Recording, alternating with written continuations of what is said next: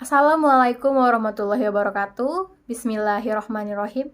Alhamdulillahirrabbilalamin. Wassalatu wassalamun ala asrofil anbiya wa mursalin Sayyidina Muhammadin wa ala alihi wa sahbihi ajmain amma ba'du. Perkenalkan, nama saya Selly Rahmawati, NIM 1206091 dari Prodi Akuntansi Syariah kelas 3C. Pada kesempatan kali ini, saya akan membahas materi keempat pada mata kuliah Islamic Marketing dan Manajemen, yaitu tentang pembangunan strategi dan rencana pemasaran dalam Islam, yang diampu oleh Bapak Ade Mursalin SEMM. Pertama-tama, saya akan membahas tentang rencana. Apa definisi dari rencana itu sendiri? Rencana adalah hasil proses perencanaan berupa daftar ketetapan tentang langkah tindakan pada masa ke depan, menyangkut kegiatan apa, siapa pelaksananya, di mana, kapan jadwalnya, berapa sumber daya yang akan digunakan, serta berbagai keterangan mengenai tolak ukurnya, dalam rangka mencapai suatu keberhasilan. Pengertian perencanaan juga bisa diartikan sebagai suatu bentuk kegiatan yang sudah terkoordinasi demi mencapai suatu tujuan tertentu dan juga dalam jangka waktu tertentu. Surah dalam Al-Quran yang menjelaskan tentang perencanaan terdapat pada Quran Surah Al-Hasyr ayat 18, yaitu Allah Subhanahu wa Ta'ala berfirman, A'udzu billahi minasyaitonir rajim. Bismillahirrahmanirrahim. Ya ayyuhallazina amanu taqullaha wal tahzur nafsum ma qaddamat lighad wattaqullah innallaha khabirum bima ta'malun. Yang artinya, wahai orang-orang yang beriman, bertakwalah kepada Allah dan hendaklah setiap orang memperhatikan apa yang telah diperbuatnya untuk hari esok. Dan bertakwalah kepada Allah, sungguh Allah Maha mengetahui terhadap apa yang kamu kerjakan. Isi kandungan dari surah ini yaitu berisi penjelasan tentang perintah takwa yang ditujukan kepada orang-orang yang beriman, serta perintah untuk mengintrospeksi diri dengan memperhatikan amalan-amalan yang telah dikerjakan untuk kebaikan di masa yang akan datang. Perintah takwa disebutkan sebanyak 2 kali dalam ayat ini untuk menegaskan bahwa seharusnya seorang muslim bertakwa dengan sebenar-benarnya takwa dengan merendahkan amal ma'ruf nahi mungkar, karena Allah selalu mengawasi segala perbuatan manusia di dunia. Setelah membahas tentang rencana, sekarang kita lanjut ke pembahasan berikutnya, yaitu tentang rencana pemasaran. Rencana pemasaran merupakan ide awal dalam suatu bisnis. Ini merupakan suatu bentuk umum dari sebuah keterkaitan proses tata kelola dengan arah tujuan untuk mengembangkan strategi bisnis dalam memperoleh pencapaian maksimal, atau bentuk dari proses manajemen yang mengarah pada strategi pemasaran di mana tujuan utamanya yaitu untuk mencapai tujuan pemasaran, sehingga perencanaan marketing dilakukan pada serangkaian proses yang sistematis dan melalui koordinasi untuk mendapatkan keputusan rencana pemasaran. Islam memandang rencana pemasaran yaitu dengan karakteristik pemasaran yang sesuai dengan syariah. Antara lain yaitu pertama, 1, ketuhanan atau rabbaniyah. Salah satu ciri khas pemasaran syariah yaitu bersifat religius. Artinya, keyakinan bahwa hukum-hukum syariat merupakan hukum yang paling adil dan paling sempurna. Yang kedua ada etis atau akhlakiyah, yaitu mengedepankan masalah akhlak atau moral dan etika dalam seluruh aspek kegiatannya. Yang ketiga ada realistis atau al-waqi'ah, yaitu sesuai dengan kenyataan, tidak mengada-ngada apalagi menjurus kepada kebohongan. Yang keempat ada humanistis atau insaniyah, yaitu bersifat humanistis, universal. Kegiatan marketing atau pemasaran seharusnya dikembalikan pada karakteristik yang sesungguhnya sebagaimana yang dilakukan oleh pada zaman Rasulullah SAW. Selanjutnya, terdapat beberapa hal yang perlu diperhatikan dalam membuat rencana dan strategi pemasaran dalam suatu perusahaan, yaitu pertama, menentukan target konsumen. Dalam menyusun berbagai upaya marketing untuk menjalankan bisnis, maka pertanyaan siapa target konsumen kita adalah hal utama yang harus kita pikirkan. Sebaiknya, buatlah secara terperinci siapa yang akan menjadi target dalam bisnis, mulai dari usia, kalangan, bahasa, dan lain-lain. Jangan menentukan target marketing secara general, agar kita bisa dapat tepat sasaran dalam memilih konsumen dalam pemasaran. Yang kedua, membuat tujuan akhir, langkah. Selanjutnya adalah membuat tujuan marketing dalam usaha atau bisnis dalam jangka waktu tertentu. Yang ketiga, menentukan kanal pemasaran. Sebelum melakukan pemasaran, sebaiknya menentukan kanal apa yang kita ingin gunakan berdahulu. konsumen yang kita jadikan sasaran analisis media, apa yang paling banyak digunakan oleh para konsumen tersebut, seperti itu. Yang keempat, membentuk tim. Ketika akan membuat sebuah rencana marketing, sebaiknya kita membentuk tim yang di dalamnya diisi dengan para karyawan yang kompeten di dalamnya. Yang kelima, membuat budget marketing. Setelah semua prosedur di atas telah dilakukan, maka sekarang saatnya untuk memperkirakan seberapa besar budget marketing yang dibutuhkan untuk bisnis. Budget marketing yang dibuat sebaiknya konsisten dengan pertumbuhan yang diinginkan. Sebisa mungkin buatlah budget yang realistis, mulai dari mengukur talenta yang tersedia, target marketing, dan program jangka panjangnya. Yang selanjutnya ada faktor lain yang perlu diperhatikan dalam perencanaan strategi pemasaran, yaitu pertama, produk. Langkah pertama untuk mengembangkan strategi pemasaran produk adalah memastikan apakah kita memiliki produk yang kuat. Bahkan sebelum menyusun strategi, kita harus terlebih dahulu memastikan produk tersebut dibuat dengan mempertimbangkan target konsumen dan apakah produk tersebut selaras dengan kebutuhan konsumen. Yang kedua ada pelanggan. Sama seperti produk, kita juga perlu fokus kepada elemen pelanggan atau calon pelanggan bisnis dalam merencanakan strategi pemasaran. Untuk melakukan itu, kita harus benar-benar memahami mereka. Mulailah dengan melakukan riset dan mengumpulkan informasi apapun tentang target pelanggan yang dituju, seperti usia, jenis kelamin, status, pendidikan, profesi, hobi, dan lain-lainnya. Yang ketiga ada pesan. Kita tentunya perlu berkomunikasi dengan pelanggan terlebih dahulu, karena menurut beberapa hasil riset terkait pemasaran produk, 57% konsumen merasa percaya ketika mereka terhubung secara emosional dengan suatu brand. Dan tentunya, koneksi emosional tersebut dibangun melalui pesan yang Anda sampaikan terkait produk yang akan Anda pasarkan. Yang keempat ada tim pemasaran. Mengembangkan dan mempromosikan suatu produk tentu membutuhkan upaya dan kerjasama dalam suatu tim. Namun, menjaga beberapa tim di jalur yang sama secara konsisten bukanlah tugas yang mudah. Dengan banyaknya elemen, pihak dalam satu tim yang mengerjakan suatu proyek, mudah terjadi miskomunikasi dan disorganisasi yang akan menggagalkan kemajuan strategi pemasaran produk kita. Oleh karena itu, pentingnya membuat perencanaan dan roadmap produk agar semua pihak yang terlibat dalam tim bisa bekerja secara seirama dan bersinergi sehingga tidak akan terjadi miskomunikasi. Yang selanjutnya ada promosi. Rencana promosi haruslah mengelaborasi dan menyampaikan pesan produk yang tepat kepada pelanggan pada waktu yang tepat juga tentunya. Selanjutnya ada analisis. Elemen analisis ini sangatlah penting agar strategi pemasaran produk kita bisa benar-benar berjalan secara efektif. Setelah menerapkan rencana promosi dan produk telah dipasarkan, sangat diperlukannya mereview untuk mengetahui seberapa sukses strategi dan sesuaikah strategi ke depannya dari hasil analisis yang telah dipelajari. Dengan memahami keenam elemen tersebut, diharapkan strategi pemasaran produk bisnis bisa benar-benar berjalan secara efektif dan efisien. Dalam perspektif Islam, pemasaran merupakan sesuatu yang sangat penting. Al-Quran menggunakan konsep pemasaran dalam arti yang sangat luas. Tekanan Al-Quran diarahkan pada manfaat barang yang diproduksi. Memproduksi barang harus mempunyai hubungan dengan kebutuhan kehidupan manusia. Sejak zaman Rasulullah SAW, Islam telah mengajarkan tentang cara pemasaran yang sesuai dengan ajaran Islam, termasuk dalam ruang lingkup bisnis.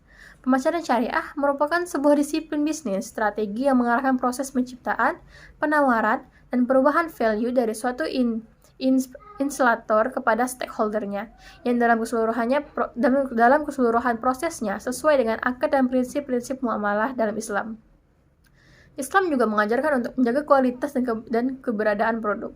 Dalam Islam, transaksi bisnis apa saja diperbolehkan oleh Islam, selama hal tersebut tidak bertentangan dengan akad dan prinsip muamalah dalam Islam. Adapun surah yang membahas tentang strategi pemasaran antara lain yaitu pada Al-Quran surah An-Nisa ayat 29 yang bunyinya A'udzu billahi minasyaitonir rajim.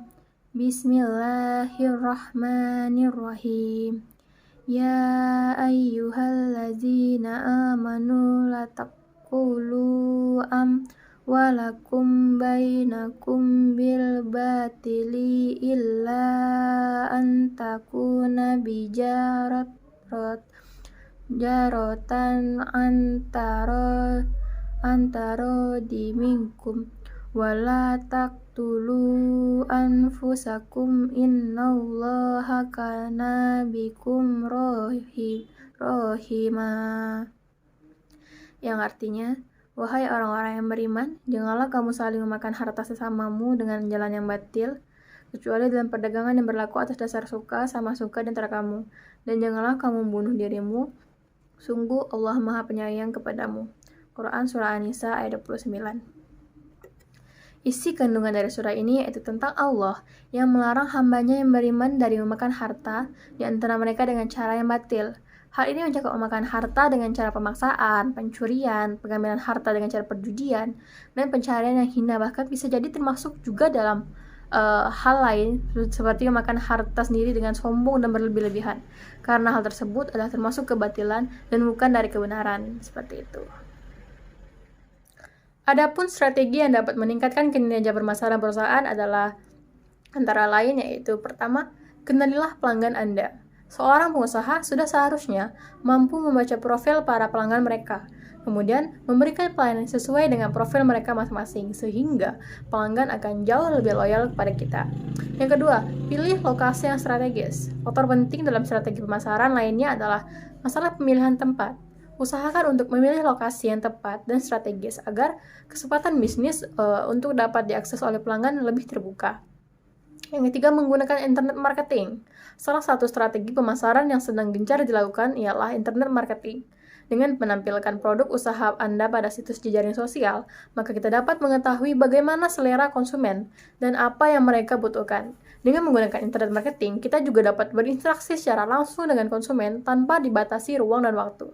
Yang keempat, melakukan promosi. Lakukanlah promosi secara rutin, walaupun sekecil-kecil promosi, karena dengan promosilah produk yang kita pasarkan dapat dikenali, dan buatlah dengan cara-cara kreatif, sehingga para pelanggan tidak merasa bosan. Dengan promosi pula, pelanggan akan tahu kewujudan produk, walaupun produk yang kita buat masih terkenal baru atau lokasi toko sulit dijangkau. Yang kelima, menjalin hubungan dengan pelanggan. Menjalin hubungan yang baik dengan konsumen merupakan kunci terakhir yang harus dipegang pengusaha untuk mencapai kesuksesan dalam berbisnis.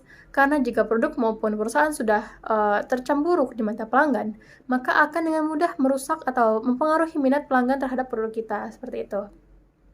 Dan strategi yang akan saya gunakan untuk memperoleh pangsa pasar menurut saya agar bisa memperoleh pangsa pasar yang besar adalah pertama, menambahkan produk serta membuat layanan-layanan baru.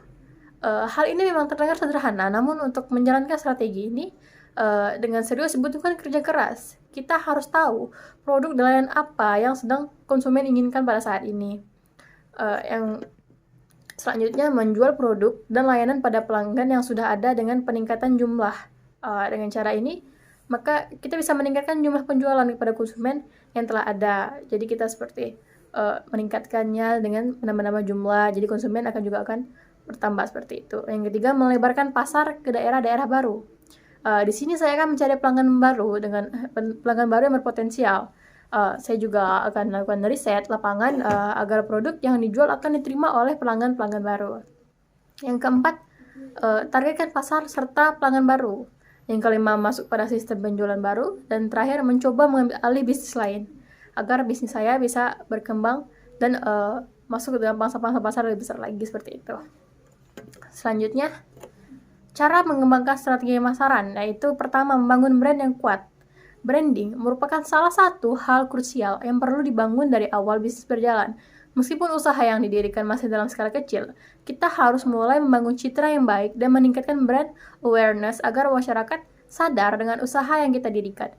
Hal itu dapat dimulai dari memperkenalkan identitas brand ke calon pembeli lewat media sosial, karena sekarang sedang gencarnya internet marketing, jadi lewat sosial media adalah salah satu hal yang sangat menguntungkan bagi kita. Yang kedua, membuat logo yang menarik. Jika kita memiliki citra brand yang baik, ada baiknya jika logo yang merepresentasi brand juga harus bagus dan menarik, karena bagaimanapun juga logo yang dibuat akan sangat menempel dengan identitas bisnis. Logo yang dibuat haruslah menarik dan mengandung makna yang dapat mewakili usaha. Yang ketiga, menulis konten sebagai strategi marketing. Internet merupakan salah satu cara yang paling tepat dalam melaksanakan strategi marketing pada bisnis, apalagi jika usaha yang dibangun merupakan bisnis kecil.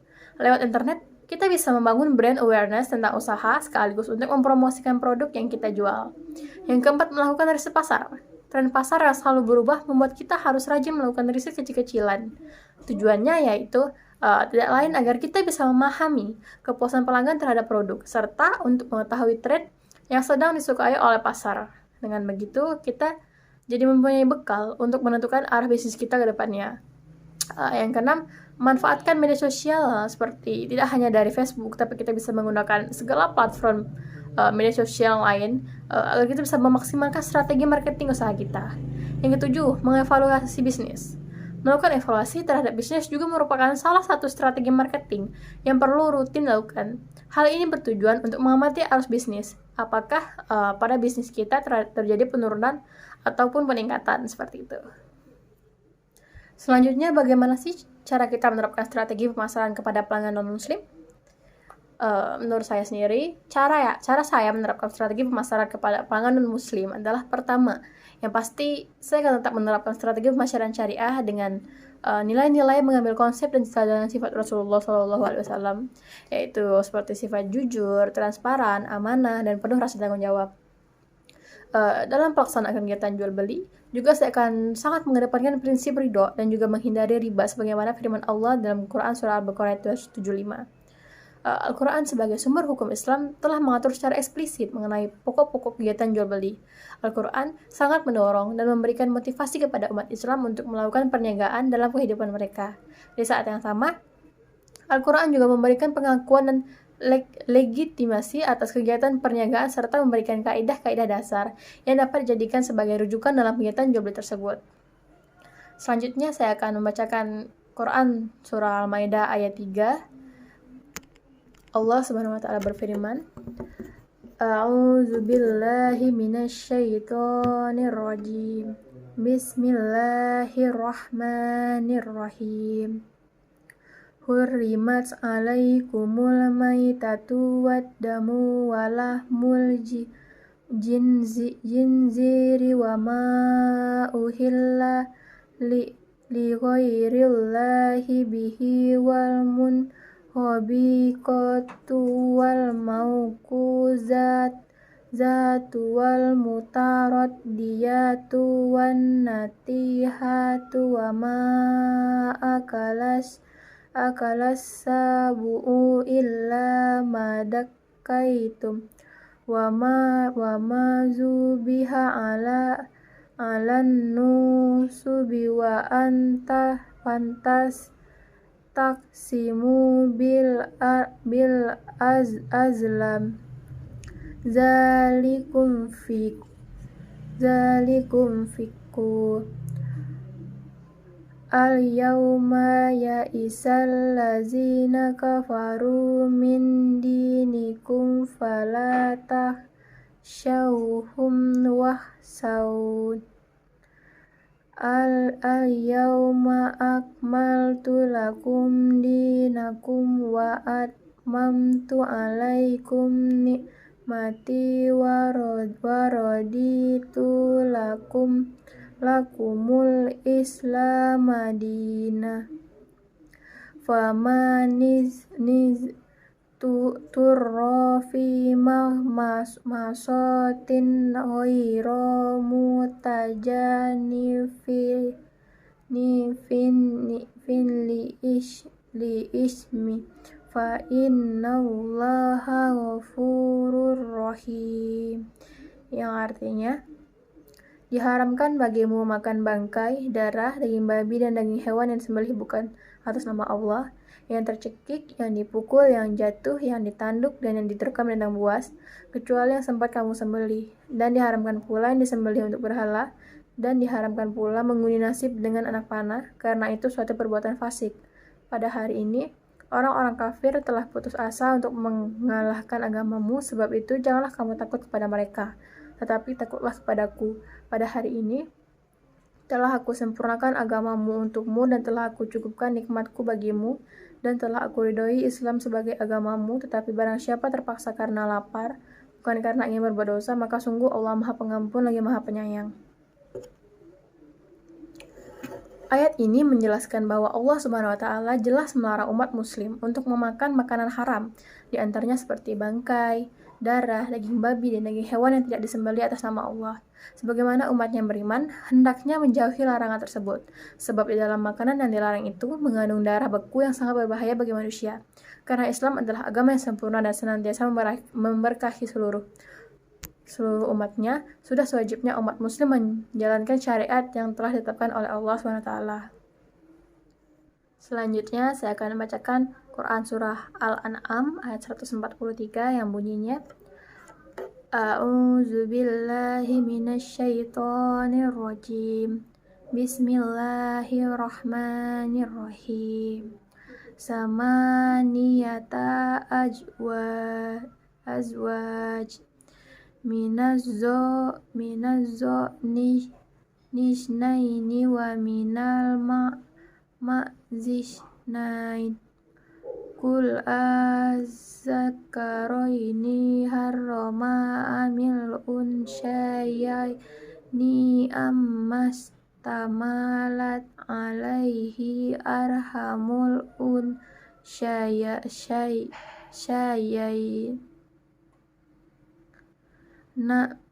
Nabbi'uni bi ilmin in kuntum shodiqin. Yang artinya, ada 8 hewan ternak yang berpasangan atau berpasang, sepasang domba dan sepasang kambing. Katakanlah, apakah yang diharapkan Allah 2 yang jantan atau 2 yang betina, atau yang ada dalam kandungan kedua betinanya? Terangkanlah kepadaku berdasar pengetahuan jika kamu yang benar. Isi kandungan dari ayat ini menjelaskan bahwa Allah mengingkari perbuatan orang-orang musyrik yang mengharamkan apa yang telah dihalalkan bagi mereka, untuk mengolok dan menjelaskan kebodohan mereka. Allah telah menciptakan 8 jenis hewan ternak berpasangan, 2 jenis domba jantan dan betina, dan 2 jenis kambing jantan dan betina. Hai Rasulullah, katakanlah kepada mereka, apakah Allah mengharamkan 2 hewan jantan dari 2 jenis tersebut, atau mengharamkan 2 hewan betina dari 2 jenis tersebut, atau mengharamkan janin-janin yang ada di perutnya? Semua itu tidak Allah haramkan. Sampaikan kepadaku hujah dan dalil atas perkataan kalian jika kalian adalah orang-orang yang benar. Selanjutnya, ada pertanyaan kapan suatu produk tersebut bermanfaat? Suatu produk dapat dikatakan memiliki nilai karena berguna untuk yang memiliki barang tersebut. Nilai guna di sini didefinisikan sebagai kepuasan atau kenikmatan yang diperoleh seseorang dalam mengkonsumsi barang tersebut. Apabila kepuasan semakin tinggi, maka nilai guna atau utility dari barang tersebut akan bertambah tinggi pula. Nilai guna barang sendiri ada 6 jenis, yaitu kegunaan dasar atau elemen utilities, yaitu sebuah barang akan mengalami peningkatan manfaat setelah diolah dari bahan dasar menjadi barang jadi. Contohnya seperti kain, yang itu sebagai bahan dasar yang dibuat sebagai pakaian. Yang kedua, kegunaan bentuk atau form utility. Sebuah barang akan lebih bermanfaat lagi jika diubah dari bentuk asalnya. Contohnya seperti kayu yang diubah menjadi mebel atau perabotan-perabotan seperti meja, kursi, dan lain-lain. Yang ketiga, ada barang akan lebih bermanfaat bagi manusia apabila berada pada tempat yang tepat. Contohnya pakaian tebal dapat digunakan pada saat pada tempat yang bersuhu dingin. Yang keempat, kegunaan kepemilikan atau ownership utility. Sebuah barang akan lebih bermanfaat telah dimiliki oleh orang-orang yang membutuhkannya. Contohnya seperti buku yang ada di toko akan menjadi lebih bermanfaat setelah dibeli oleh konsumen yang membutuhkannya. Yang kelima, kegunaan waktu atau time utility. Barang akan lebih bermanfaat bagi manusia apabila digunakan pada waktu yang tepat. Contohnya seperti jas hujan atau payung yang digunakan ketika saat hujan. Yang keenam, ada kegunaan pelayanan, service utility. Sebuah barang akan lebih bermanfaat jika ada jasa pelayanan. Contohnya seperti televisi atau radio yang bermanfaat apabila pas ada siarannya, seperti itu. Selanjutnya, saya akan bahas apa sih yang dimaksud dengan karakteristik produk. Karakteristik produk adalah kondisi yang berbeda dari suatu produk dibandingkan para persaingan yang dapat ditawarkan kepada konsumen untuk memenuhi kebutuhan. Karakteristik produk merupakan modal atau atribut penting sejauh produk tersebut mampu memberikan keuntungan untuk memenuhi tujuan yang lebih besar bagi sang penggunanya. Adapun komponen-komponen karakteristik produk antara lain seperti 1. Awet atau tahan lama. Para konsumen tentunya sangat menyukai produk yang tahan lama dan awet, sehingga tidak mudah rusak. Misalnya seperti ponsel yang harganya murah tapi memiliki daya tahan yang baik, tentu akan sangat menarik pelanggan. Dan dengan daya tahan lama yang bagus itu pula, memungkinkan produk akan sangat disukai dan sangat berlaku di masyarakat. Yang kedua, perawatan yang mudah. Selain menyukai produk yang awet dan tahan, konsumen juga menyukai produk yang mudah untuk dirawat. Contohnya seperti pakaian atau sepatu. Banyak sekali masyarakat yang menyukai pakaian ataupun sepatu yang nyaman digunakan, karena selain mudah digunakan, sepatu tersebut biasanya mudah untuk dibersihkan. Yang ketiga adalah murah. Hal ini tentu saja produk dengan harga yang relatif murah akan sangat disukai oleh para konsumen. Namun, meskipun harganya terjangkau, tentunya produk tersebut harus tetap memiliki kualitas yang cukup baik agar bisa diterima oleh para konsumen, seperti produk ponsel pintar, di mana konsumen lebih memilih produk yang relatif lebih murah, tapi memiliki kualitas cukup baik, seperti itu.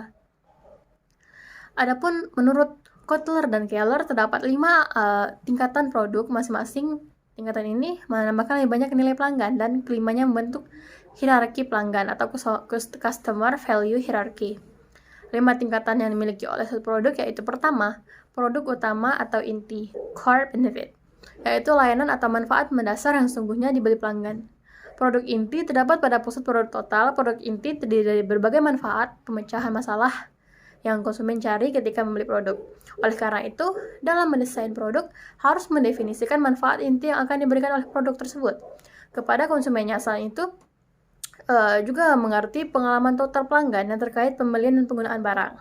Yang kedua, produk dasar atau produk generik, basic product, merupakan produk dasar yang mampu memenuhi fungsi produk yang paling dasar atau rancangan produk minimal agar dapat berfungsi.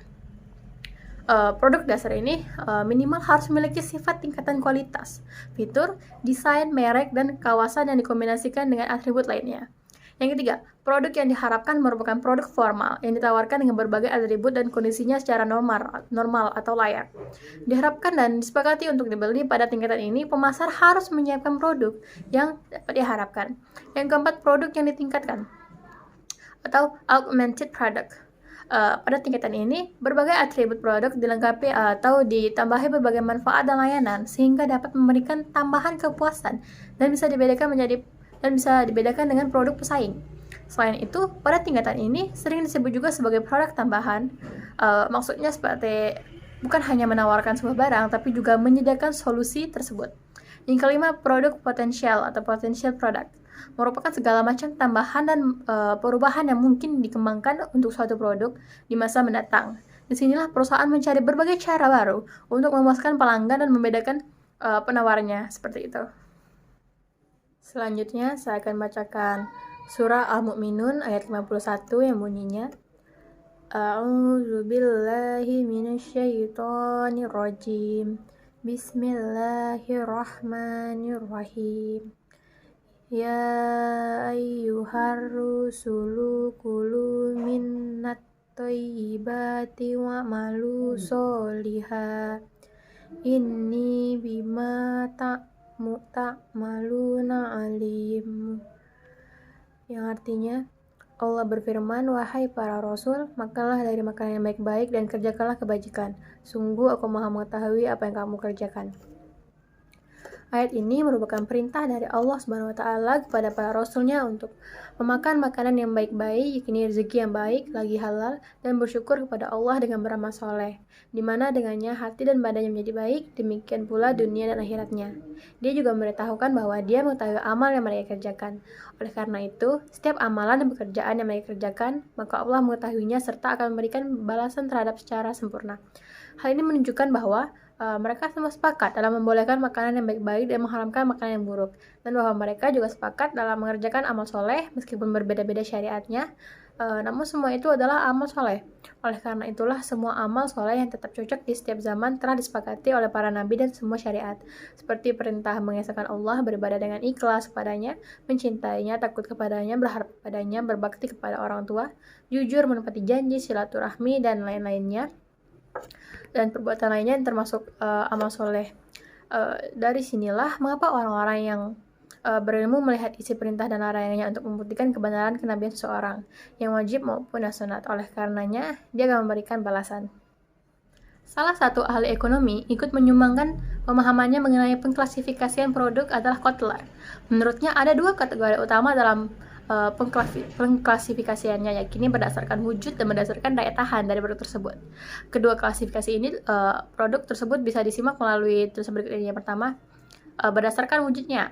Menurut Kotler, klasifikasi produk berdasarkan wujudnya ada dua kelompok yang bisa dilihat. Pertama, ada barang yang kini produk fisik yang tentunya bisa dilihat, diraba, atau dapat dirasakan oleh panca indera. Yang kedua, ada jasa yang merupakan produk yang tidak berwujud benda namun berupa aktivitas atau pelayanan ditawarkan untuk dikonsumsi oleh konsumen. Yang B berdasarkan daya tahan. Sama seperti kategori sebelumnya, pengklasifikasian produk berdasarkan daya tahan dari produk dibagi menjadi 2 kelompok.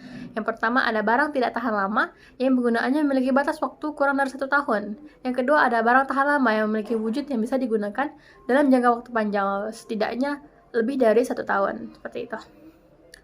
Selanjutnya ada yang dimaksud dengan bauran produk. Apa bauran produk sendiri?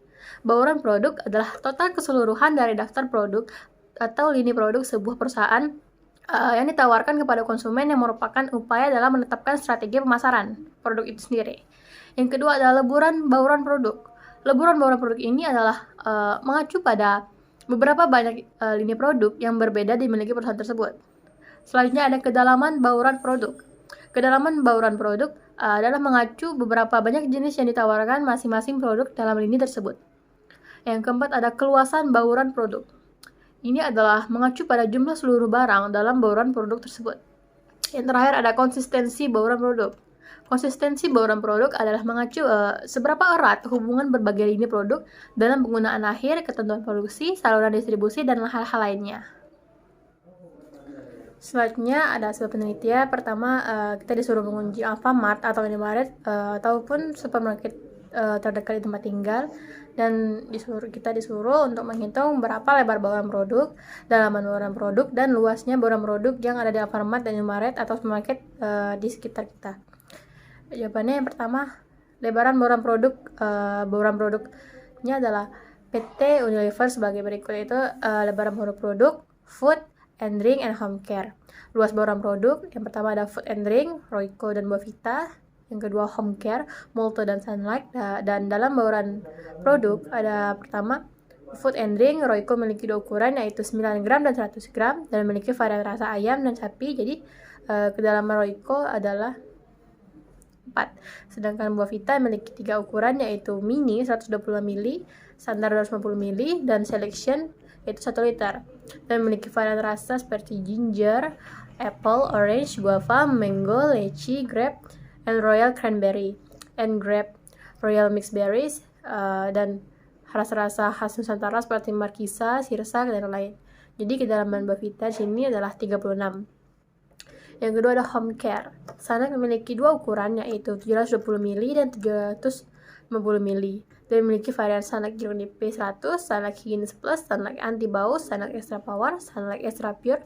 Jadi kedalaman dari Sunlight sini adalah 10.